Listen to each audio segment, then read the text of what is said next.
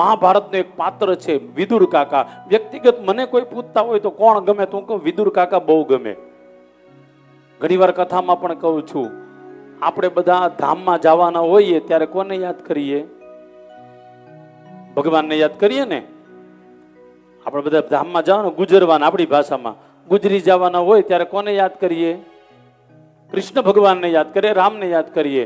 પણ ભગવાન કૃષ્ણ જ્યારે ધામમાં જતા હતા ત્યારે એને વિદુર કાકાને યાદ કર્યા હતા. મહાભારતમાં લખેલું, ભાગવતમાં પણ લખેલું હતું, ઉદ્ધવજી સામે આવ્યા, કૃષ્ણ ભગવાન પ્રાણ છોડવાના છે. પ્રાચીના પીપળા પાસે પગ ઉપર પગ ચડાવીને દ્વારકાધીશ શ્રી કૃષ્ણ બેઠા છે. અને એ સમયે જ્યારે આવ્યા ઉદ્ધવજીને કીધું કે અમારું ભાગવત તમને આપું છું. હે ઉદ્ધવજી, તમે અહીંયાથી જાઓ અને રસ્તામાં તમને જ્યાં વિદુર કાકા મળે ને ત્યાં એટલું કહેજો કે કૃષ્ણ તમને બહુ યાદ કરે છે. મહેરબાની કરીને આ વાતને સમજવા જેવી છે. આ બે વ્યક્તિ એવા છે મહાભારતના પાત્ર કે જેણે પોતાની જવાબદારી કોઈ પણ સ્વાર્થ વગર ઈમાનદારીથી નિભાવી છે.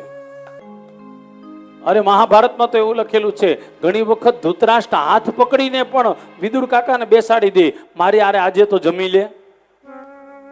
પણ વિદુર કાકા કે નહીં, બધાના ઘરનું ન ખવાય હો. અને એવા વ્યક્તિના ઘરનું તો ન જ ખવાય કે જે પાપી વ્યક્તિ હોય. એવા વ્યક્તિના ઘરનું તો ખવાય જ નહીં જે કોઈનું માનતો જ ન હોય. એવા વ્યક્તિનું કોઈ દી ખવાય જ નહીં કે જ્યાં તમને મને શાંતિ મળતી જ ન હોય.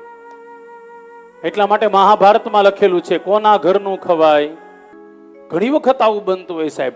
વિદુર કાકાએ મહાભારતમાં ધૃતરાષ્ટ્રને કહે છે, ધૃતરાષ્ટ્ર ગમે તેના ઘરનું હું નથી ખાતો. ધૃતરાષ્ટ્ર કે આ ગમે એનું ઘર છે, તારું ઘર નથી.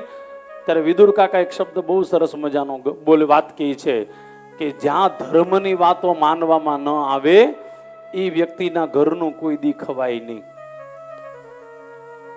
ધૃતરાષ્ટ્ર કે ના ના, મારો દીકરો દુર્યોધન શિવજીની પૂજા કરે. તો કે પૂજા કરે એમાં શું થઈ ગયું? પણ પૂજા કર્યા પછી શિવનું કાંઈ કહ્યું તો કરતો નથી.